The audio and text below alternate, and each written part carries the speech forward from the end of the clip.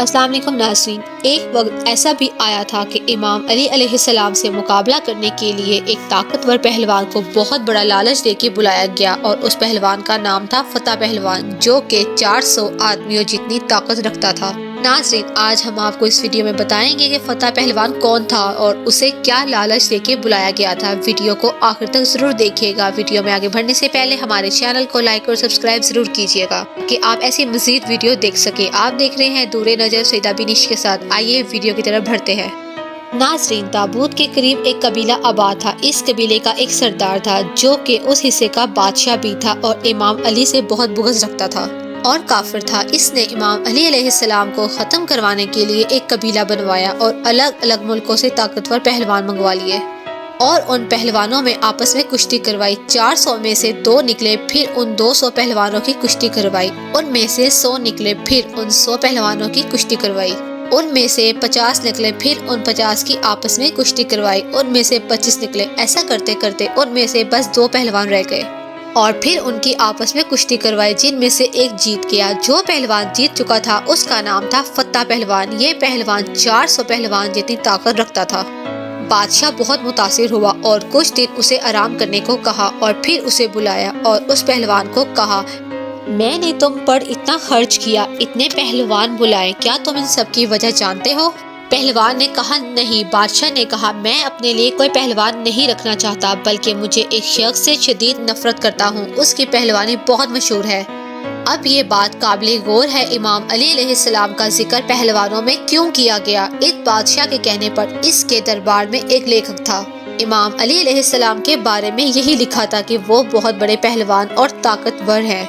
बादशाह ने फतेह से ये कहा, उससे मुकाबला करो, उसके साथ जंग करो, उसे कत्ल करो, उसका सर काट के मेरे पास लाओ। अगर तुमने ऐसा किया तो मैं अपनी बेटी का रिश्ता तुमसे कर दूंगा, अपनी सल्तनत का आधा हिस्सा तुम्हें दे दूंगा और मुझे फख्र होगा कि तुम मेरे दामाद हो। अब फतेह ने 8 या 10 पहलवान अपने साथ लिए और अपने 2 बेटों को भी अपने साथ लिया और मदीने की तरफ निकला। और जब वो मदीने के पास पहुंचा, वहां पहुंचकर उसने अपने खैमे लगाए। अगली सुबह फजर का वक्त था। एक शख्स मदीने शहर से निकला। उसके हाथ में एक बेलचा और एक रंबा था। उसे देखकर फतेह के बेटे ने कहा, बाबा कोई शख्स आ रहा है, क्यों ना हम इससे पूछ ले अली कौन है और कहाँ मिलेगा। उन्होंने उस शख्स को बुला के पूछा, ए नौजवान, इधर आओ। उस शख्स ने फरमाया, काम आपको है, आप आए। फतेह और उसके बेटे चल पड़े और वो पास आए और कहा, ए नौजवान, हम इस शहर में एक शख्स की तलाश में आए हैं, उसके मुतालिक पूछना चाहते हैं। आप अलैहिस्सलाम ने फरमाया, क्या पूछना चाहते हैं, पूछो। फतेह के बेटे ने कहा, उसका नाम अली है। आप अलैहिस्सलाम ने फरमाया, क्या तुम उस शख्स से पहले मिल चुके हो? उन्होंने कहा, नहीं, पहले कभी नहीं देखा और ना उनकी आवाज़ सुनी है।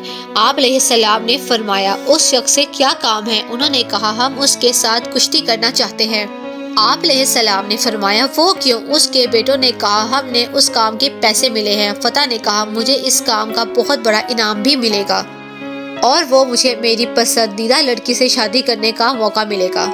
आप अलैहिस्सलाम ने फरमाया, तुम पहले मुझसे लड़ो, जीत गए तो अली से लड़ना, क्योंकि अली का पता इस वक्त मेरे अलावा और कोई नहीं जानता और ये मुझे मालूम है कि अली अलैहिस्सलाम इस वक्त कहाँ हैं, क्योंकि वो शख्स ही इमाम अली अलैहिस्सलाम थे। बस फिर फतेह ने कहा, किस हथियार से लड़ना चाहते हो? इमाम अली अलैहिस्सलाम ने फरमाया, जिससे तुम चाहो। फतेह ने कहा, अच्छा, तलवार तुम्हारे पास है नहीं? इमाम अली अलैहिस्सलाम ने फरमाया, तू तलवार छोड़ दे, मेरे पास बेलचा है, तू तलवार से लड़, मैं बेलचे से लड़ूंगा। फतेह ने कहा, ठीक है, बड़े बहादुर हो। तो वो अली कितने बहादुर होंगे। दोनों के बीच मुकाबला तैयार हुआ। फतेह ने एक वार किया, फिर दूसरा और फिर तीसरा। फतेह वार पर वार करता रहा। इमाम अली अलैहिस्सलाम रोकते रहे। तलवार के वार करते करते फतेह रुक गया और हट गया। इमाम अली अलैहिस्सलाम ने फरमाया, और कोई ख्वाहिश? फतेह ने कहा, ए अजनबी, आपने मुझे मायूस कर दिया। आपने कहा, और कोई ख्वाहिश है तो बताओ। फतेह ने कहा, ए अजनबी, तलवार और बेलचे की लड़ाई खत्म करो, अब हाथों से लड़ते हैं। फतेह ने 3 वार किए। हजरत अली अलैहिस्सलाम ने दफा करते रहे, हत्ता के फतेह थक गया। फिर फतेह ने कहा, दंगल करते हैं। جس میں مجھے بہت مہارت حاصل ہے، جس کا طریقہ استعمال میں آخر میں کرتا ہوں، وہ ہے برچھی۔ میں اب برچھی کا استعمال کروں گا۔ امام علی علیہ السلام نے فرمایا ٹھیک ہے، تو برچھی سے لڑائی کر، میں اپنی دانتری سے لڑتا ہوں۔ اس سے یہ ہوا فتح وار پہ وار کرتا گیا۔ امام علی علیہ السلام اسے روکتے گئے کیونکہ حضرت علی علیہ السلام لڑتے وقت بندے کی شکل کم اور دل کو زیادہ دیکھتے تھے۔